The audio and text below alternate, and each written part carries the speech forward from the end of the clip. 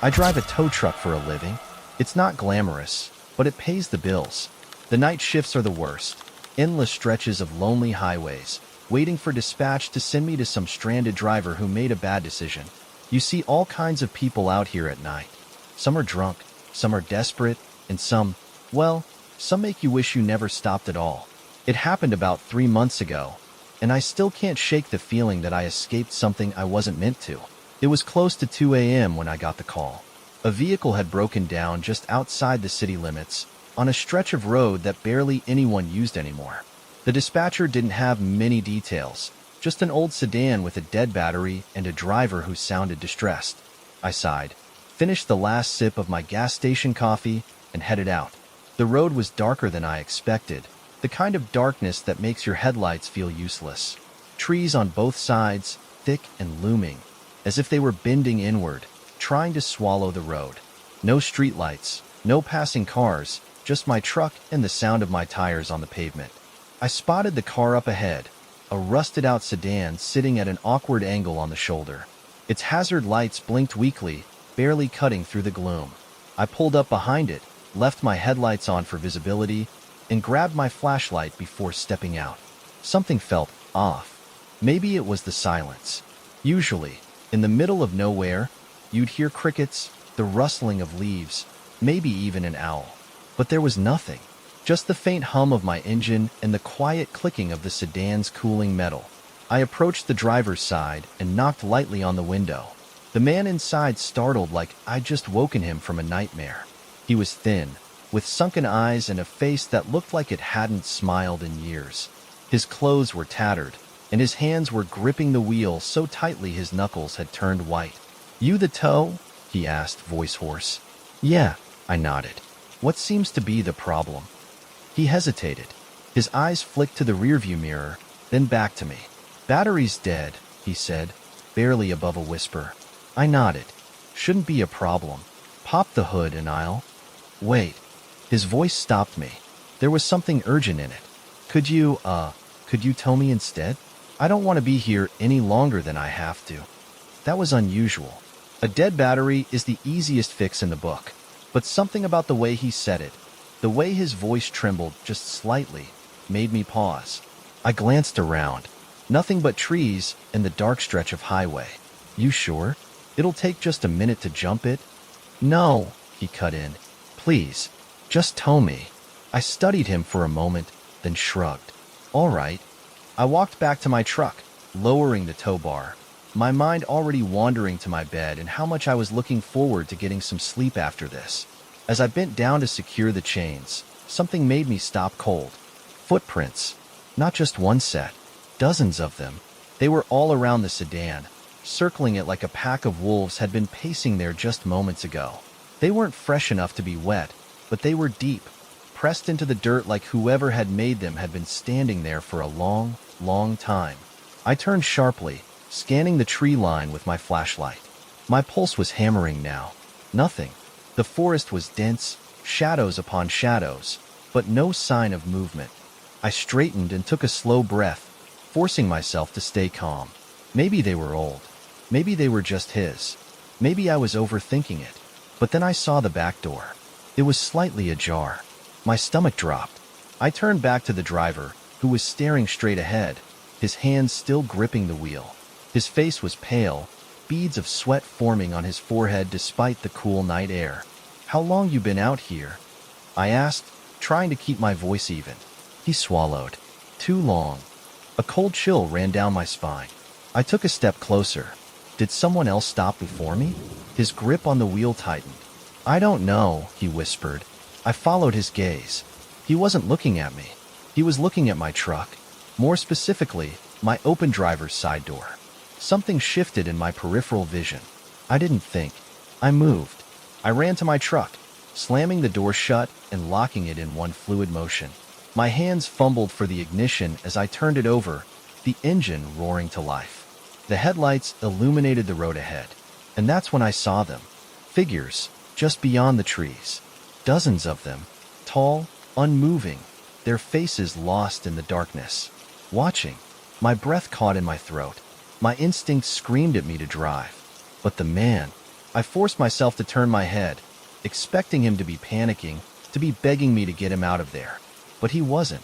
He was staring at me, not at the figures, not at the road, at me, and he was smiling. Something inside me snapped. I threw the truck into gear, hitting the gas so hard the tires screeched. I didn't look back. I drove straight into town, parked in a gas station lot, and sat there for what felt like hours, trying to steady my breathing. I never called the cops. I never went back to that road, and I never answered another tow request without verifying the location first.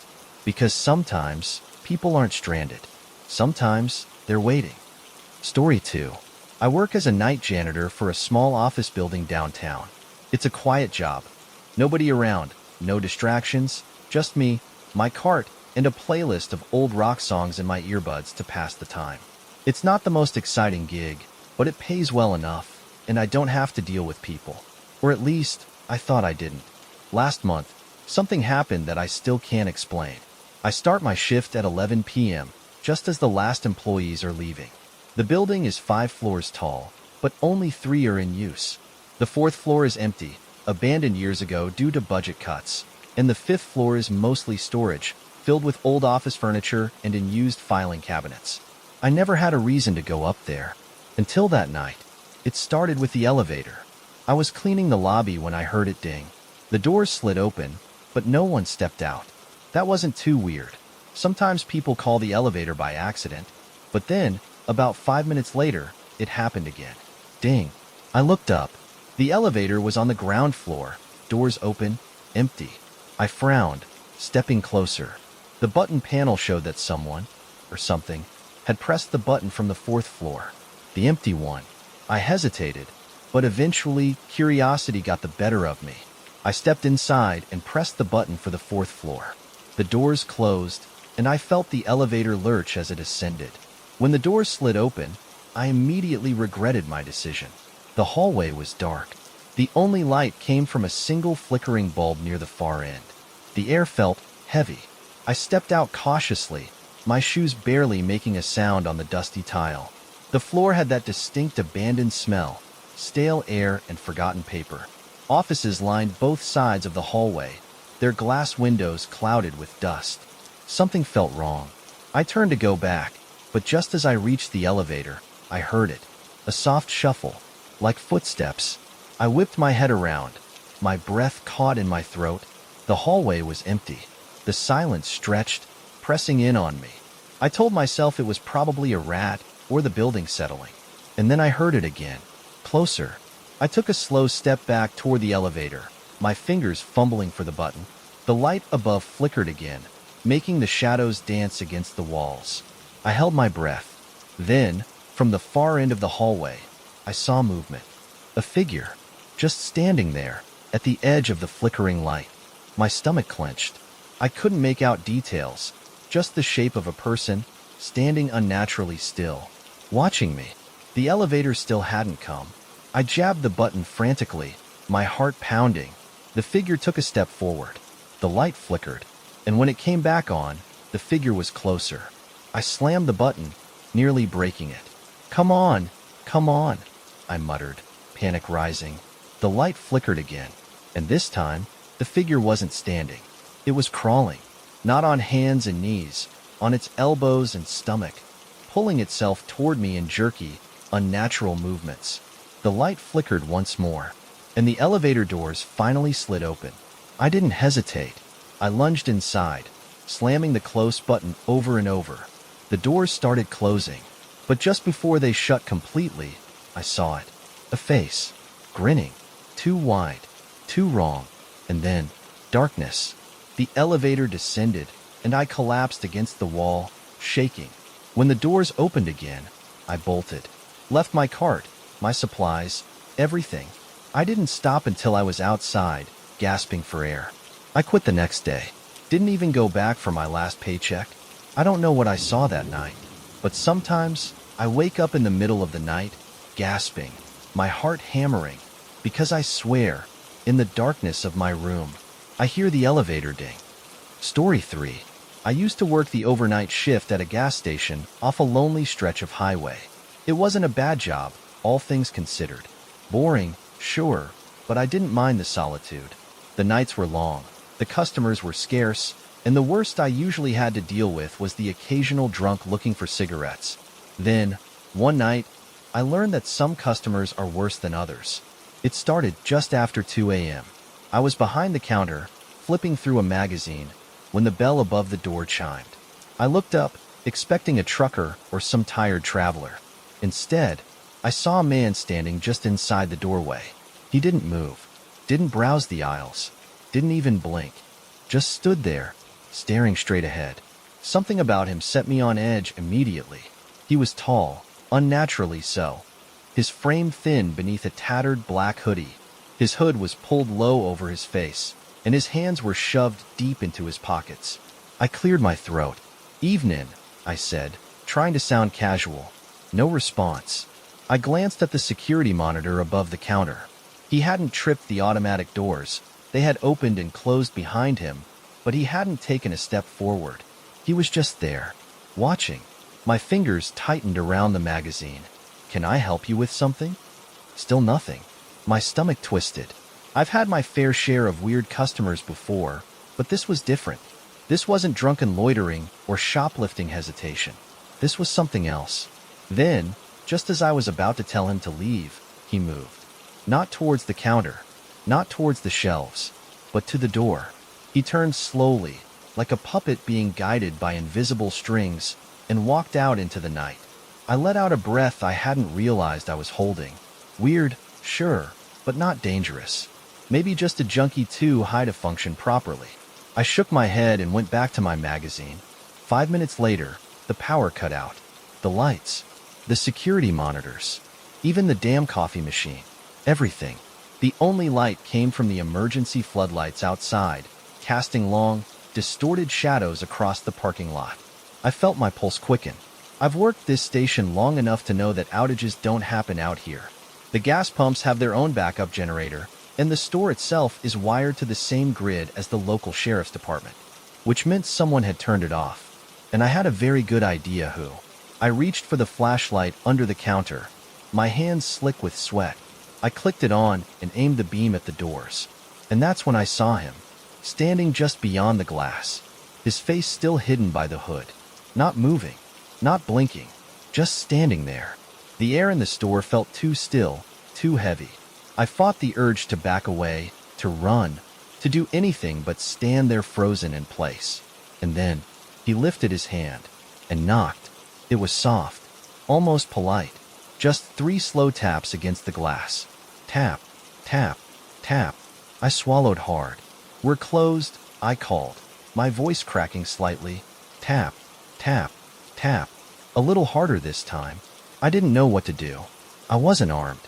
The station didn't have a panic button, just a landline phone in the back office.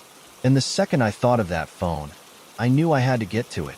I took a slow step back, keeping my eyes locked on the man at the door. Tap, tap, tap. Harder, faster. The glass shook. I turned and ran. The office was small, cramped with filing cabinets and shelves of expired snacks, but it had a lock. I slammed the door shut and twisted the bolt just as the knocking turned into pounding. I grabbed the phone, hands shaking, and dialed 911. The operator answered immediately. 911. "What's your emergency?" "There's a man outside," I whispered, trying to keep my voice steady. He's trying to get in. Bang. I flinched. The whole building seemed to shake with the force of the impact. Bang, bang. The operator's voice was distant now, like she was speaking through water. Sir, are you safe?" I couldn't answer, because something was wrong. The pounding had stopped. The only sound was my own ragged breathing. I forced myself to move, creeping towards the door. Slowly, carefully, I turned the knob and cracked it open just enough to peek outside. The store was empty. The door was shut. No broken glass. No signs of forced entry. Just nothing. Like he had never been there at all. The operator was still talking, asking if I needed police assistance, but I couldn't answer. Because then, from right behind me, a whisper, so close it sent hot breath against my ear. "You left the back door open." The line went dead. I never even saw him. Just heard the door creak open, and the lights flicker back on. Story 4. I used to love hiking. There was something about being alone in the woods, miles away from anyone else, that felt peaceful. It was my escape, an antidote to the constant hum of the city. Every weekend, I'd pack a small bag, lace up my boots, and lose myself in the quiet of the wilderness. Until last summer. I haven't gone hiking since. It was late August, and I had just discovered a new trail deep in the mountains. One that wasn't on any of the official maps. A friend of mine, an old park ranger, had mentioned it in passing, calling it a forgotten route. No one maintained it anymore, but it was still there, winding through miles of untouched forest. It sounded perfect. I set out early, eager to beat the afternoon heat. The first few hours were uneventful, just me, the crunch of leaves underfoot, and the distant sound of birdsong. Then, somewhere around noon, I found it. The entrance to the Forgotten Trail. It was barely more than a gap in the trees, overgrown with brush, but I could see the faint outline of an old path. It called to me, like a secret waiting to be uncovered. I stepped through. The deeper I went, the quieter everything became. The usual forest sounds, birds, rustling leaves, the occasional distant snap of a branch, slowly faded until all I could hear was my own breathing. It was unsettling. I told myself it was just because the trail was so isolated. No human activity meant fewer animals, fewer disturbances. That made sense, right? But then I saw something that didn't make sense at all. A shoe. It was half buried in the dirt, weathered and torn. A hiking boot, just like mine, but old, really old. I bent down, brushing away some of the leaves. My stomach twisted. There was still a foot inside. I stumbled back, my breath catching in my throat. The skin was leathery and discolored, the bones barely visible through the decay. My mind raced, trying to make sense of it. A hiker, someone who had gotten lost. Maybe? But if that was the case, where was the rest of them? And why did it look like it had been placed there? Something cracked in the woods behind me. I turned sharply, scanning the trees. Nothing, just dense forest and shadows stretching between the trunks. I needed to leave. Now, I turned back the way I came, my pulse hammering, my footsteps faster than before. I didn't care about finishing the hike anymore. I just wanted to get back to the main trail, back to civilization. That's when I saw them. Footprints, not mine, fresh ones, leading in the same direction I was heading. I stopped cold. My stomach twisted into knots. Someone was ahead of me, someone who hadn't been there before. I looked around frantically, my mind screaming at me to run, but my body was frozen. Then, a whisper. Low. Close. Too close. You shouldn't be here. I turned so fast I nearly lost my footing. But there was no one there. Just the trees. Just the quiet. I bolted. I didn't care if I tripped, if I ran into a branch, if I got lost. Anything was better than standing there. I ran until my lungs burned, until my legs felt like they would give out, until I saw the opening of the forgotten trail just ahead. I didn't stop until I was back in my car, locking the doors, my hands gripping the steering wheel so tight my knuckles turned white. I never told anyone what happened. I never reported the foot, and I never, ever, went back. But sometimes, late at night, when I'm lying in bed, I swear I hear that whisper again. You shouldn't be here. Story 5. I've always been a light sleeper. Even the smallest noises wake me up. Cars passing outside, my neighbor's dog barking, the hum of the fridge.